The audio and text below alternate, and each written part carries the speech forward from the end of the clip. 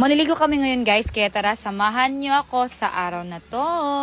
Day 4 na namin ngayon sa Siargao. Maliligo nga pala kami ngayon. Tignan nyo naman, ready na ang mga person. Ang agenda nga pala namin ngayon ay maliligo sa Baybay, Burgos, Siargao. Pero bago ang lahat guys, nagpupumot muna ako ng itong aking hat. Affiliate is life tayo dito. After nito, umalis na kami guys. At actually, ilang minutes yung biyahe namin dito guys. Matagal-tagal, nasa 30 minutes ganon. Sobrang init dito guys. Kaya nga nakaano ako dito o naka-hat. Tapos may shawl pa. Huminto muna kami dito guys. At maya lang, diretso na naman yung malapit na kami sa aming pagliliguan guys. At tignan nyo naman, sobrang daming tao dito. Ilang saglit lang guys, nakarating na kami dito. At ito yung daanan papunta sa Baybay Beach or yung parang cottage namin.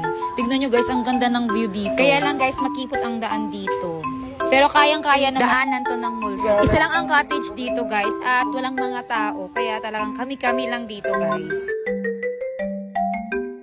Almost 12 noon na kami nakarating guys, kaya gutom na ang mga person. So after that, kumain na kami guys kasi gutom na nga kami.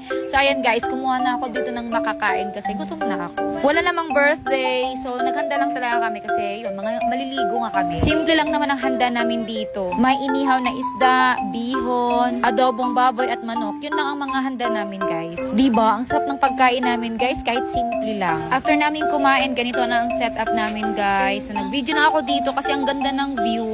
Tapos makikita mo ang saya-saya ng mga bata. May dala nga pala silang pamingwit guys kasi mamimingwit daw sila dito. Pero wala naman silang huli. Tignan nyo ang cute ng magpipinsan. Ang sarap dito guys, ang sarap ng hangin, tapos maaliwalas, tapos payapa. Mga pinsan na ang mga kasama ko dito guys, mga kamag-anak namin. Laking Siargao kaming lahat dito. Lahat kaming magkamag-anak, magpipinsan. Laking Siargao kami.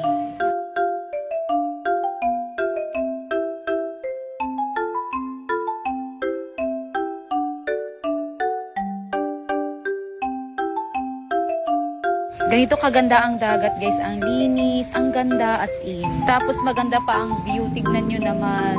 Tignan nyo ang buhangin guys, ang puting-puti. Kaya pagdating sa beach guys, hindi kayo pagpapalit ang Siargao, sobrang ganda dito.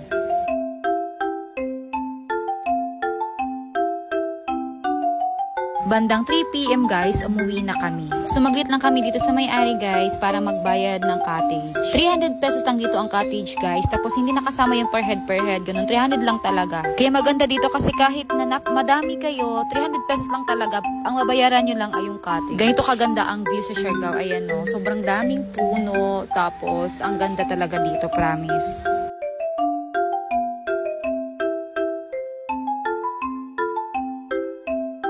Nakarating na kami dito sa bahay ng ate ko at ayan, naglalaro lang dito sa mga dog. Tapos, after nito guys, naglalaro din kami ng badminton. So, yun lang naman ang aking mga kaganapan sa araw na to guys. So, salamat sa inyong panonood. Bye!